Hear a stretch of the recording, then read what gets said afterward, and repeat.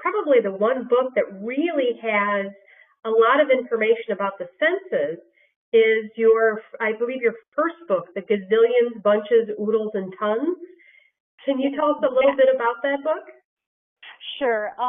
Actually, all of the books engage kids through their senses. There are references to food, things that touch, see, smell.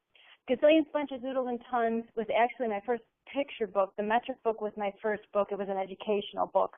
Gazillions, Bunches, Oodles, and Tons, it quantifies love. And it was inspired by my second son, who I'd put to sleep at night. And every night I would say, do you know how much I love you? And there are many I love you books out there.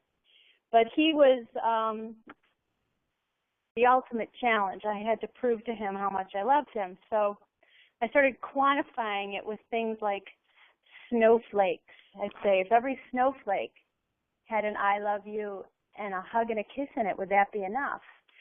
And he would say, well, maybe, but what if it turns to rain? And I said, well, then every raindrop. And so that was the inspiration for that book. But as I wrote it, I said, I want kids to feel the snow. I want them to feel the rain. I want them to feel a kiss and a hug.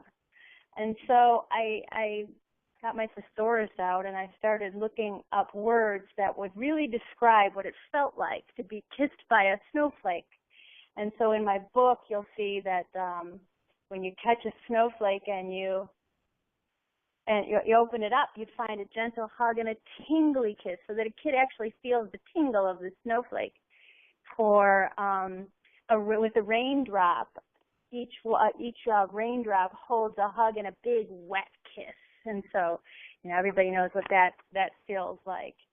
And then again, with every blade of grass, I love you, and each one would give a tickly hug and a kiss. So appealing to the senses there.